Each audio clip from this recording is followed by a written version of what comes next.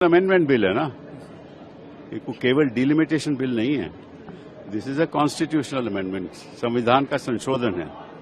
उसमें ये चाहते हैं कि पहले डिलिमिटेशन हो, उसके बाद तय किया जाए कि कौन सी विमेन रिजर्वेशन होनी चाहिए। और उसके बाद इन्होंने 2026 का जो कॉन्स्टिट्यूशनल अमेंडमेंट 23 का जो कॉन्स्टिट्यूशनल अमेंडमेंट था वो तो इन्होंने रद्द कर दिया। जो उन्होंने वादा किया था और सर्वसहमति से पास हुआ था वो यही था ना कि 2026 के बाद सेंसस होगा, उसके बाद डिलिमिटेशन होगा, फिर तय करेंगे कि महिला आरक्षण कितना होगा। वही था ना, वो उन्होंने रद्द क्यों किया? नहीं चाहते ये नहीं चाहते कि सेंसस हो। ये तो इनका ही संविधान संशोधन का इनका ही प्रस्ताव था ना, तो क्यों नहीं चाहते? क्योंकि इनको मालूम है वो कर ही नहीं सकते। अब इनका मकसद क्या है? ये समझते हैं कि हर वक्त ये देश की जनता को गुमराह कर सकते हैं, लेकिन हम अनपढ़ लोग तो हैं नहीं, वही थोड़ी बहुत तो समझ है कि इनकी मंशा क्या है। ये चाहते क्या, मैं आपको बताता हूं। 2011 का सेंसस तो है नहीं, आज है ना, और तो इन्होंने कोई सेंसस किया नहीं। 71 का सेंसस रद्द कर दिया, 2001 का सेंसस रद्द कर दिया। 71 के सेंसस के आधार पे पार्लियामेंट इलेक्शन होता था, 2001 के सेंसस के आधार पे प्रदेशों में इलेक्शन होता था, वो रद्द कर दिया। 2011 के बाद कोई और सेंसस है नहीं, 2011 ही सेंसस है।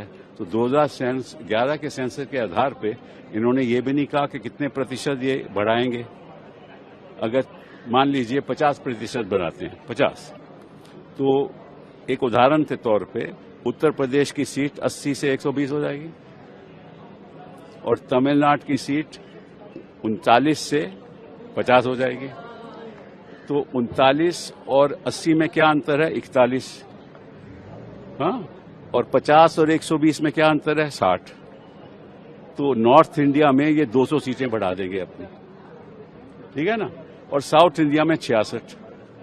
तो ये राजनीतिक सोच, राजनीतिक दृष्टिकोण, ये समझते हैं कि हम बेवकूफ हैं।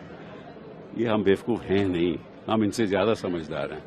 ये तो सत्ता में बैठे हुए हैं तो तोड़ मड़ोड़ के सरकारें गिरा के इधर उधर के काम करते, जो आप भी जानते हो, मैं भी जानता हूं, लेकिन आप दिखाते नहीं हो।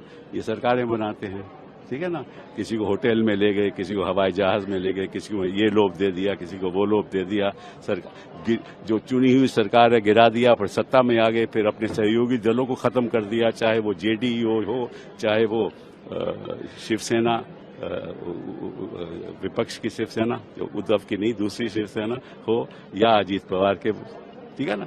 तो इनका मकसद यह है कि किसी तरीके से किसी और के कंधे पे बैठ के पहले तो सरकार बनाओ उनके साथ, फिर उनको खत्म करो, फिर आप सत्ता में आ जाओ। अभी बीजेपी का मंत्री बन गया ना, मुख्यमंत्री बन गया। तो इनका मकसद यही है कि नॉर्थ इंडिया में इनको 200 सीटों का फायदा हो जाएगा, मतलब कि 2-2 सीटों में ज्यादा लड़ेंगे। तो निश्चित रूप से ये सोचते हैं कि हिंदी बेल्ट में तो हमारा प्रभाव ज्यादा है, तो हमें निश्चित रूप से ज्यादा सीट मिलेंगी। और साउथ में अगर 66 सीट बढ़ भी जाती हैं तो उतना फर्क नहीं पड़ेगा, तो ये फिर सत्ता कायम रखेंगे। जब इनके पास 2/3 हो जाएगा फिर ये संविधान बदल देंगे, फिर इसकी जरूरत ही नहीं है।